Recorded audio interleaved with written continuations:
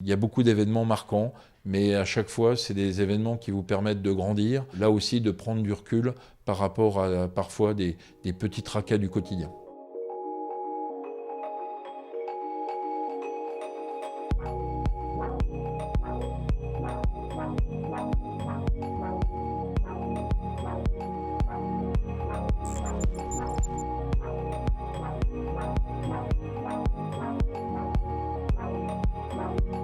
En 2003, j'ai créé le bureau de la lutte antiterroriste à la demande du directeur général de la gendarmerie nationale. Nous avions structuré le bureau de la façon suivante: une section terrorisme indépendantiste qui s'occupait du terrorisme corse, basque et breton, une section terrorisme confessionnel et transnational qui s'occupait principalement de tout ce qui touchait à la problématique du terrorisme islamiste, et enfin une section terrorisme extrémiste.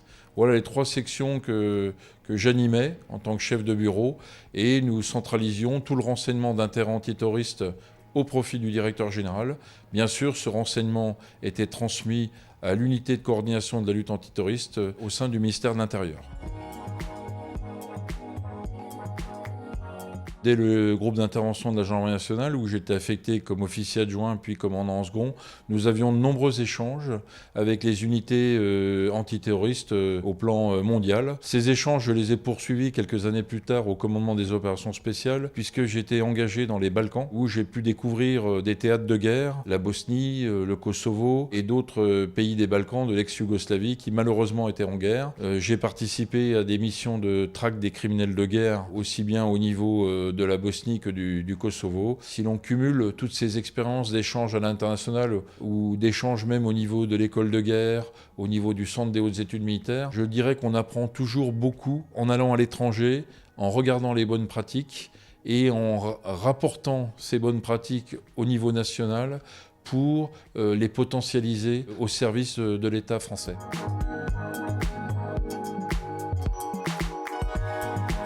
Le 1er août 2018, j'ai été affecté effectivement en qualité de commandant et délégué des réserves de la gendarmerie.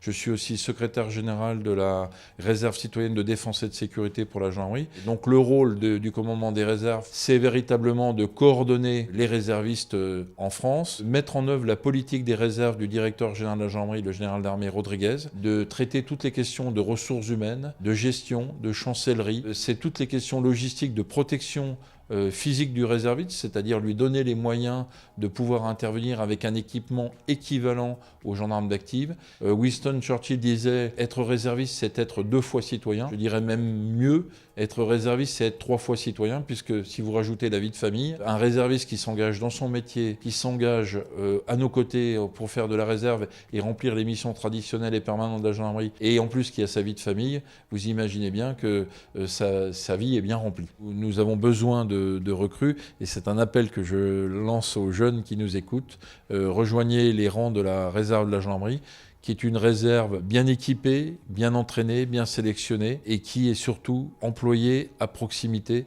des lieux d'implantation donc de notre jeunesse.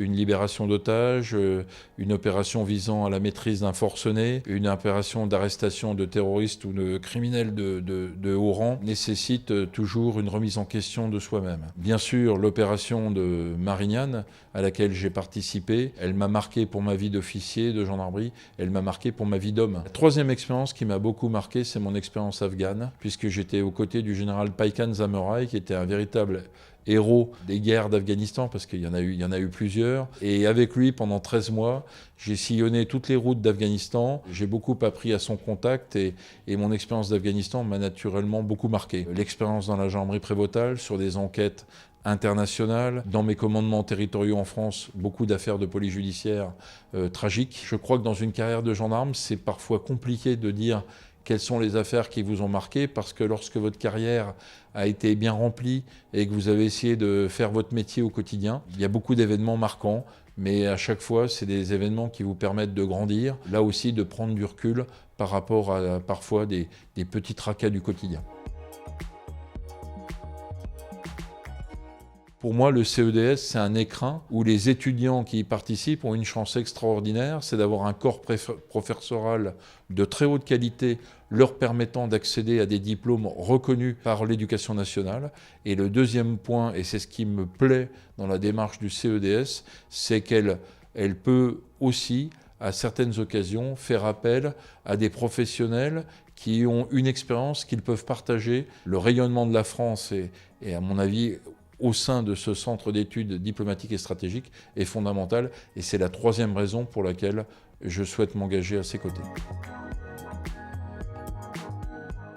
Pour ma part, j'ai décidé à l'âge de 15 ans de rentrer au groupe d'intervention de la gendarmerie nationale, et à l'âge de 25 ans, je suis entré dans cette unité, en passant par un chemin compliqué, puisqu'il fallait déjà aller à Saint-Cyr, il fallait déjà à Saint-Cyr bien terminer au classement pour choisir la gendarmerie, et puis après, il fallait surtout, et ce n'est pas la moindre des choses, réussir les tests du GIGN. Donc un jeune qui a eu un rêve, qui a une ambition, qui a une vocation, je crois qu'il faut qu'il croie en lui et qu'il mette après toutes les chances de son côté pour atteindre cet objectif. Et même si dans le pire des cas, il n'atteignait pas l'objectif qu'il s'était fixé, cette préparation, etc., l'aurait de toute façon enrichi. L'engagement à l'international est de nature à enrichir une expérience et une carrière pour rapporter les expériences acquises sur les autres continents sont toujours des expériences qui apporteront beaucoup à celui qui les a vécues.